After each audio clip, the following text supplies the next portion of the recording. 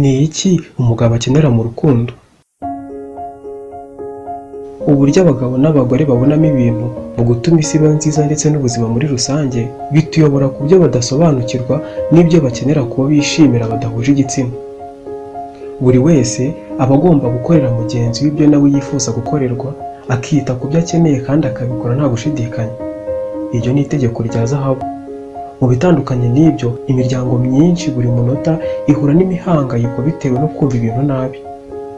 Bamwe ntibaganira, abandi ntibategana amatwi ngo buri wese yumve ibyiyumvo bya mugenzi we, abandi bo ntacyo bitaho. Ese mu by'ukuri ni iki umugabo akenera mu rukundo? Ni ibintu bitatu: gushyigikirwa, imibonano mpuzabitsina, no kuba wamubera uwizerwa mu rukundo. Mu gukora ibyo bintu uko ari bitatu, buri mugore uwo ari we wese yatuma umugabo waba umugabo wa mbere wishimye kuri ino si, witeguye kumwitangira, akanyura mu nyanja y'imiraba myinshi no mu muriro kubw'umugore akunda. Gushyigikirwa. Ku ruhande rw'abagabo, gushyigikirwa kwa mbere ni ukwemera no gukunda imyitwarire ye n'ibikorwa bye. Buri gihe bava mu rugo bagiye gushaka ibitunga umuryango.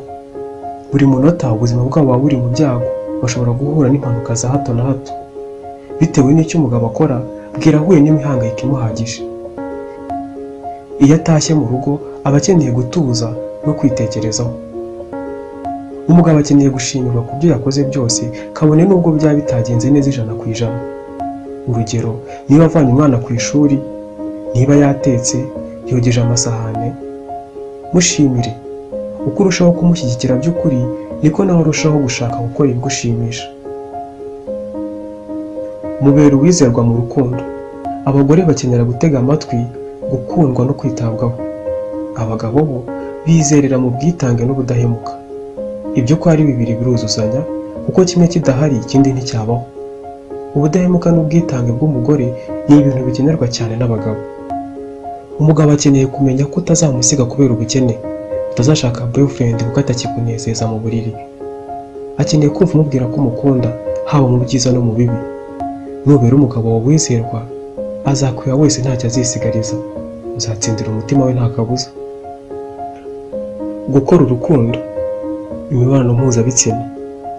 Nibyo rwose kandi si ibanga ko abagabo bose baba bifuza kuryamana n'abagore. Nuko tureme. Bake gusa nibo bavuga ko atari uguhaza irari ry'umubiri wabo, ahubwo ko ari inzira yo kugaragariza urukundo abakunzi babo. Abagore bagaragaza ibyiyumvo byabo binyuriye mu kuganira, guhoberana n'utubizu, gusomana. Mu gihe abagore babara umubare w'amabizu n'impano nk'ikimenyetso cy'urukundo abagabo babo bakunda, abagabo bo si uko bimeze. Urukundo bakunzwe barurebera ku mwimerere n'inshuro muryamana. Ubwo rero mu gukorera umugabo wawe ibyo bintu uko ari bitatu, umushyigikira mu byo akora, witwara neza mu buriri, kandi ukamubera uwizerwa mu rukundo, uzabasha gutsindira umutima we, ndetse nawe bikorohere kugaragariza umugabo wawe urukundo umufitiye.